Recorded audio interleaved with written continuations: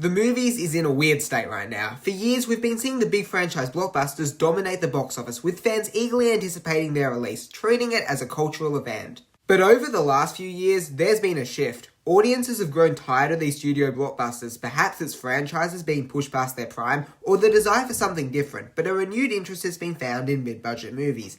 Enter the rise of A24. Founded in 2012, A24 established themselves as the studio who would make low mid-budget movies where the directors were granted a large amount of creative freedom. Since its launch, the studio has been able to establish itself as being one of the pioneering studios in modern filmmaking. Through its reliance on social media marketing, A24 has always had its finger on the pulse of popular culture. They understand what audiences have been craving from the medium that all other studios have starved them from. The branding model has led A24 to take on what is arguably one of their most savviest moves yet. A gamble that any other studio would never have done in their wildest dreams. Make a Backrooms movie. Except when making a film adaptation out of a viral set of internet images, get the 20-year-old kid who made a viral YouTube series based on the images and give him complete creative control, a $10 million budget, and use practical sets. And man, did that gamble pay off. Backrooms is a slam dunk success at the box office, earning the title of the studio's highest grossing release in history after only just 2 weeks of release. And it's actually pretty great. Let me explain.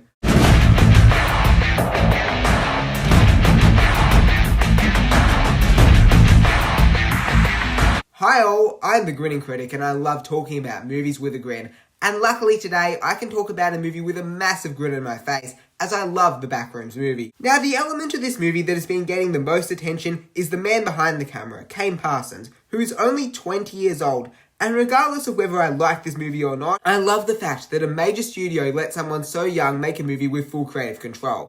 And having now seen the movie, I don't think this movie would have been as good if anyone else had directed it. By picking the person who made a YouTube series out of these viral online images that were popular with Gen Z, who is a member of Gen Z themselves, they understand what their age group wants out of a movie. The emphasis of lore, aesthetics and vibe over plot and characters. A movie designed for the generation raised on the internet.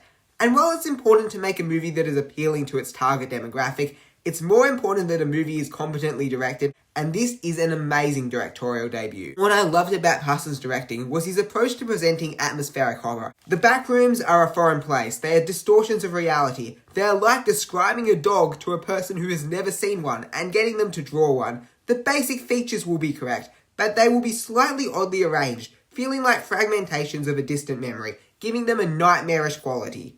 And Parsons' choice to film long sequences of characters walking through these rooms intercut with found footage sequences, aided by the usage of an ominous musical score, adds to the creepiness of the film, transporting you into the perspective of the characters, making the scary events they encounter feel actually scary. The production design really aids in achieving this feeling of confusion and the spookiness surrounding the unknown. The Backrooms in this movie were practical sets, reportedly built on 4 sound stages, and the area was so large that crew members were even getting lost in them. While I mentioned that this movie doesn't place a huge emphasis on characters, I didn't mean that it ignores them, it just shows how the Backrooms forms them as people. The Backrooms in and of itself is really the main character, who is controlling these people, freeing them, damaging them. It's the entity that encapsulates their brokenness, that promises outcomes that on the surface seem like great solutions, but in reality are negative consequences. While I obviously loved this film and would encourage you to check it out if you haven't seen it yet, I will say it has a couple of issues. There is this therapist character played by Renee Terensive, who's given a backstory that I felt was a little unanswered, and didn't tie into the narrative as well as I think they were trying for it to, and there were some questions that I think were left a little too ambiguous.